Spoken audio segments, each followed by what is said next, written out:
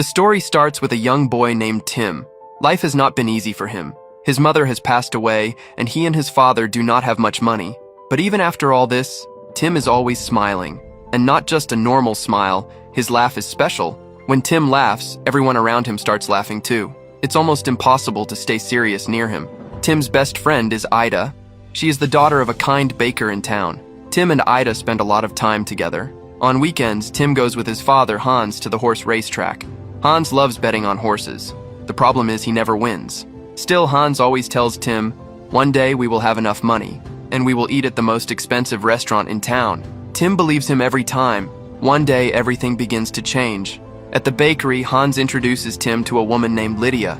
He says she is going to be his new partner. With her is her son, Erwin. From the very first moment, Tim doesn't feel good about this. And soon, his fears come true. Lydia and Erwin move into Tim's house. Right away, Erwin starts acting bossy. In their bedroom, there is a top shelf where Tim keeps something very special. A small cardboard castle his mother made for him when he was a baby. It is one of the last memories he has of her. Erwin doesn't care. He throws the castle to the ground and steps on it. Tim is heartbroken and angry. He jumps on Erwin in rage. But Erwin hits him back and then runs to his mother, pretending to cry. Lydia believes her son without asking any questions. She forces Tim to say sorry. Then she tells Hans that Tim started the fight.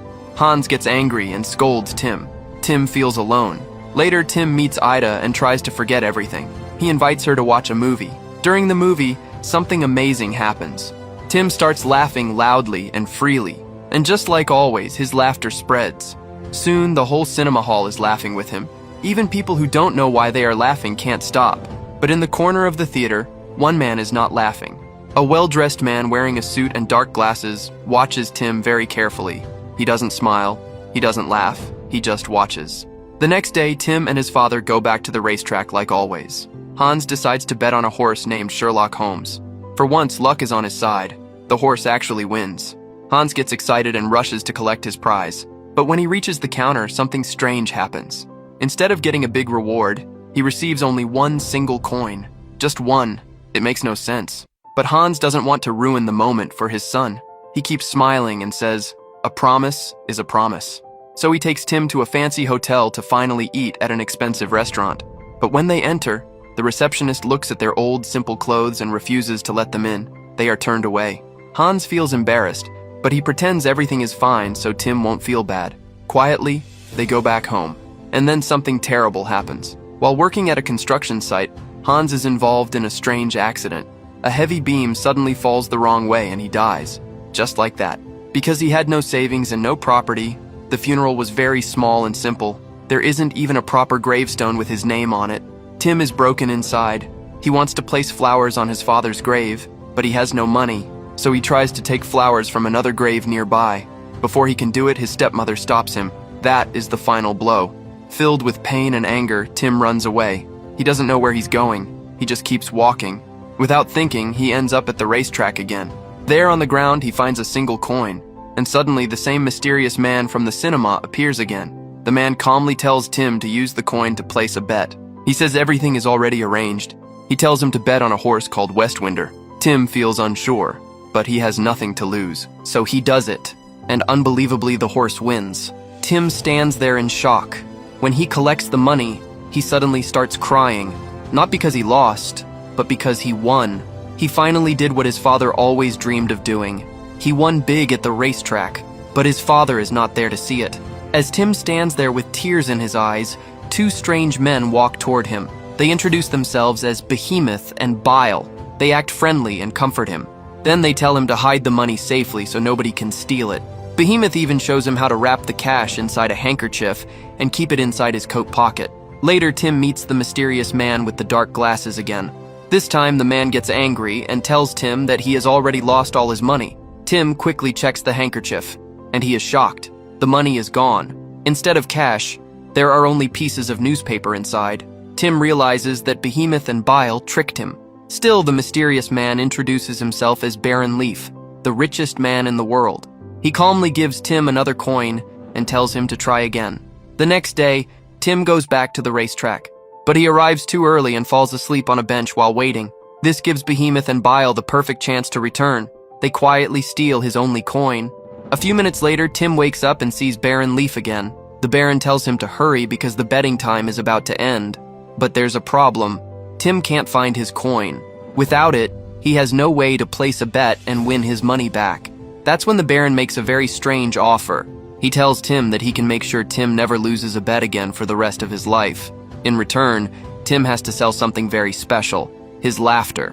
At first, Tim thinks the Baron is joking, but then the Baron takes out an official contract and shows it to him. He promises Tim that if he signs it, he will never have to worry about money ever again.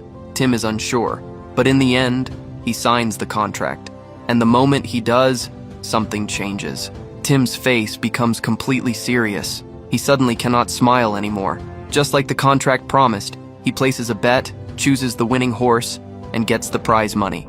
But there is no happiness on his face, no smile, no laughter. Tim starts to think maybe everything is fake. So with the money he just won, he invites Ida to the movies again. During the movie, everyone in the theater laughs and enjoys the show. Everyone except Tim. He just sits there quietly, with no reaction at all. At the same time, Baron Leaf returns to his office feeling happy. That's when the truth is revealed. Behemoth and Bile actually work for him. They were never trying to help Tim.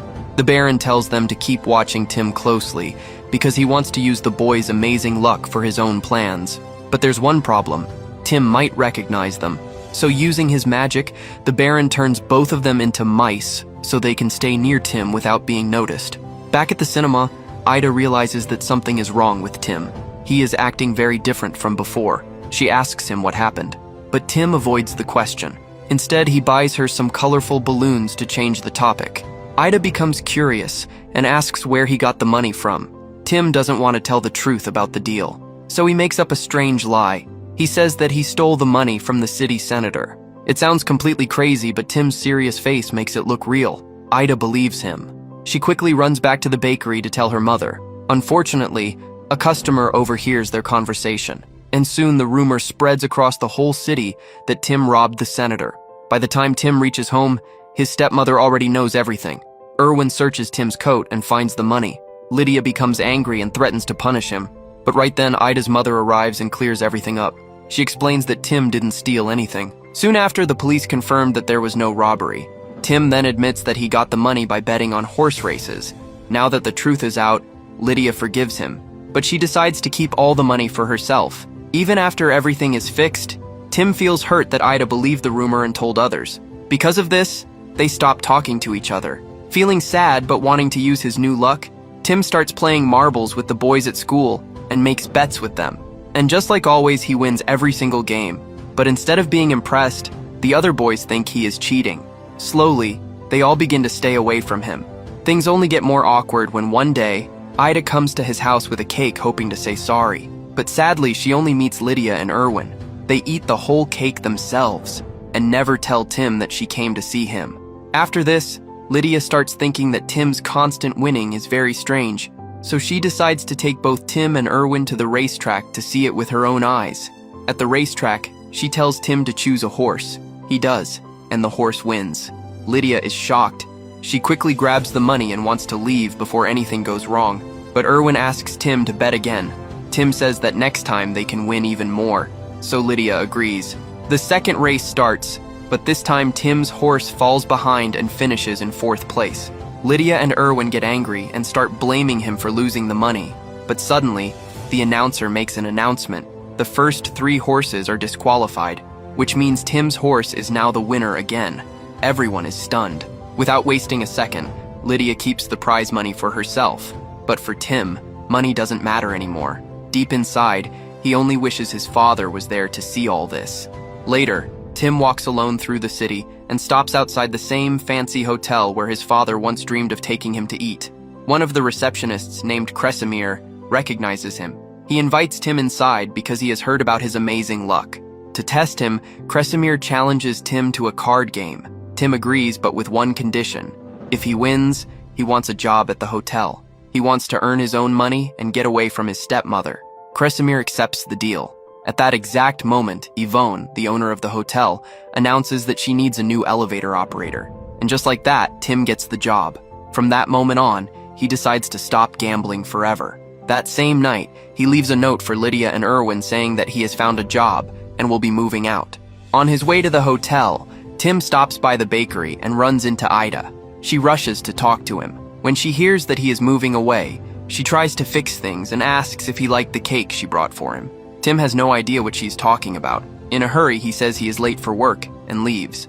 Ida returns to the bakery crying, and there she sees Baron Leaf sitting at a table.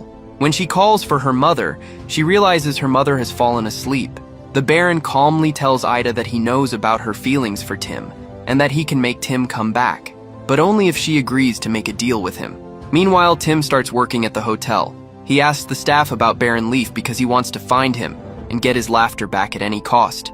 But nobody knows where the Baron is. Soon after, Tim notices two maids carrying a bucket with two rats inside. They are actually Behemoth and Bile in disguise. They have entered the hotel to spy on him.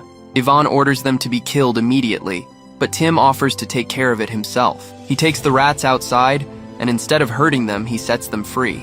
This act of kindness surprises them. Now they start to wonder if they should really keep following the Baron's orders. Back inside, Tim checks the copy of the contract he signed, and there, he finds something very important. If he ever loses a bet, the contract will break, and he will get his laughter back. Seeing this chance, Tim goes to Kresimir and makes another bet. He claims that Baron Leaf will arrive at the hotel the very next day. Kresimir doesn't believe him, but agrees to the bet. Just seconds later, the phone rings. It's news that the Baron is really coming to stay at the hotel. Yvonne quickly orders the hotel to prepare a grand welcome party. Soon, all the rich people in the city gather to meet him. Finally, the Baron arrives, and Tim is the one who takes him up in the elevator. Inside, Tim asks him to cancel the contract, but the Baron smiles and explains that the only way to break it is by losing a bet, something that is almost impossible now, because Tim's luck will never run out.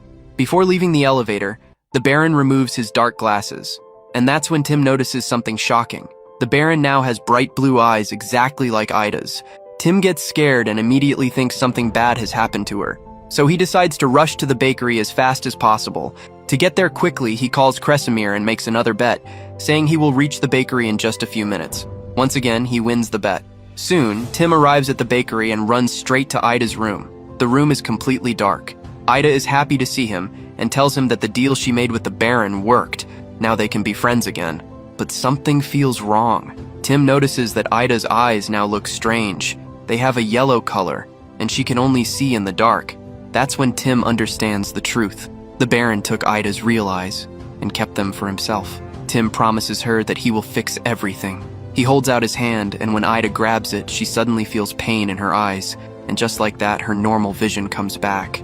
At the same time, back at the hotel, the Baron is about to give a speech when he suddenly gets a terrible headache.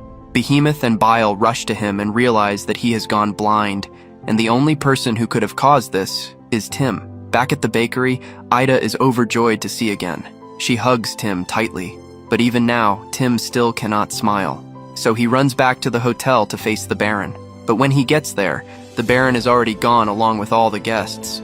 Later, Kresimir talks to Tim and says that it feels strange how someone who always looks sad keeps winning every bet. That's when Tim finally tells him everything. About the contract, about losing his laughter, and about how the only way to break the deal is to lose a bet. Kresimir thinks deeply and later that night comes to Tim with an idea. He suggests that Tim should make a bet where he claims that he is richer than the richest man in the world. This way, he will be lying and finally lose the bet. Tim agrees. But when they make the bet, nothing happens. His luck is still there. Even so, Tim thanks him and goes to sleep. Meanwhile, Kresimir keeps thinking about the contract. He writes the Baron's name on a handkerchief and sees its reflection in a bottle. That's when he notices something strange. The name Lafute, when read backwards, looks like a German word that means devil. This scares him. Soon after, the hotel suddenly loses power. When the lights come back, Kresimir takes the elevator to find Yvonne. But another blackout happens and he gets trapped inside. Suddenly, his reflection starts disappearing from the mirror, and a dark shadow attacks him. At the same time, Tim is sleeping in his room when security guards wake him up. They tell him shocking news.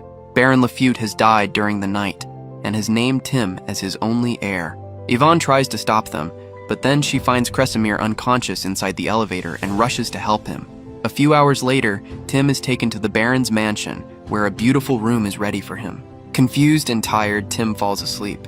The next morning, he walks into the main hall and comes face to face with the Baron, alive. The Baron reveals that he faked his death and pretended to be his own twin brother.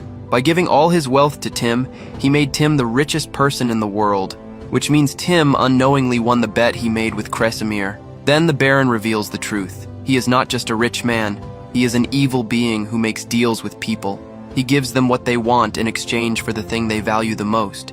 He has helpers all around the world, and he secretly creates problems in people's lives just so he can later make deals and benefit from them. After hearing the truth, Tim refuses to keep the Baron's money. He demands that his laughter be returned. But the Baron reminds him about the contract once again.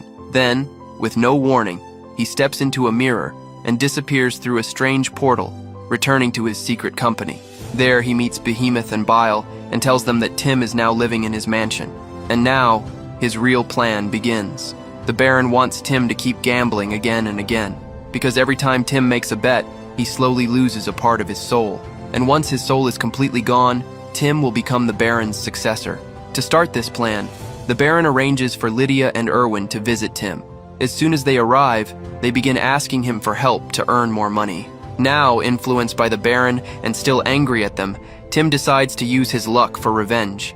He makes bets so that Lydia and Erwin are forced to leave the mansion. He even thinks about placing a bet to make a swarm of bees attack them. This makes the Baron very happy. He encourages Tim to continue punishing them. But just in time, Tim stops himself. He still has some kindness left in his heart and refuses to risk anyone's life. The Baron then warns him that if he really wants to protect people, he must stay away from them, especially from the ones he loves the most like Ida. Even though it hurts him deeply, Tim agrees. But soon, Ida reads in the newspaper about a boy who has become the richest person in the world. She decides to visit the mansion to see Tim. When she meets him, Tim acts cold and distant. He says that he only wants to make a bet with her to help Kresimir recover. Ida agrees, and when they shake hands, back at the hotel, Kresimir suddenly wakes up. After that, Tim tells Ida to leave. He says he no longer needs her friendship, and that he is better off living alone in his luxurious mansion. His words hurt Ida badly. She leaves in tears, and the Baron watches everything with a smile, happy to see Tim becoming more and more alone. Next, the Baron announces a grand betting championship in Tim's name. Posters are placed all over the city saying that all the money will be donated to orphan children. The next day, the entire town gathers at the racetrack. A group of orphan children even sings for Tim to thank him for his kindness. But in truth, everything is part of the Baron's plan to pull Tim deeper into gambling. During the event, the Baron notices an orphan boy whose laughter is just as powerful as Tim's used to be. He suggests that Tim should make a bet with the boy and take his laughter. That way, Tim could smile again and the Baron would get a new future successor. With his soul almost trapped, Tim is about to accept. But without the Baron knowing, Ida and Kresimir have also arrived. When Ida sees Tim on the stage, she tries to reach him. But Behemoth and Bile stop her. She begs them for help and tells them that Tim is being controlled by the Baron. This reminds Bile of the time when Tim spared his life. For the first time, Bile decides to go against his master. He convinces Behemoth to do the same. Taking advantage of a moment when the Baron is distracted, they secretly take Tim under the stage, where he is finally reunited with Ida and Kresimir. Ida tells Tim that she now knows everything about the contract. Then she comes up with a smart plan. She makes a new bet. Ida says that Tim is not able to smile anymore, and she is willing to bet that he actually can. If Tim accepts this bet, his own luck will force him to win, which means he will smile again and break the contract. But Tim hesitates. His soul is almost gone, and his desire for power is starting to control him. At the same time, the Baron realizes that Tim has disappeared. Furious, he orders everyone to find him. His anger creates a huge storm around the racetrack. Hearing the Baron's voice, Tim feels pulled toward him again, but Ida refuses to give up. She reminds Tim of an old joke they used to laugh at when they were kids. That memory touches his heart. Slowly, Tim begins to come back to his senses. Ida offers the bet again. Just as Tim is about to answer, the Baron suddenly appears and orders him to come back. But this time, things are different. Thanks to Ida, Tim manages to resist the Baron's control. He accepts the bet. A powerful force is released, pushing the Baron back. The storm disappears, and the contract finally breaks. Tim is free. He hugs Ida, and for the first time in a long time, he truly smiles again. Together with Ida and Kresimir, Tim leaves the racetrack. On their way, They see the Baron one last time. Now he looks old and weak. He tries to tempt them by crying diamonds, hoping they will make another deal. But Tim refuses without even thinking. Soon after, Behemoth and Bile appear. They promise that they will never serve the Baron again and will protect Tim from now on. Seeing that he is lost, the Baron walks away. But before leaving, he turns Behemoth and Bile back into rats once again. In the end, Tim and Ida return to their simple neighborhood and the bakery, taking the two rats with them. From that day on, Tim lives there with Ida and her mother. Now happy again, he understands something very important. You don't need to be rich to smile, and you don't need money to be truly happy. Don't forget to like and subscribe, and tell us in the comments what you think about this story.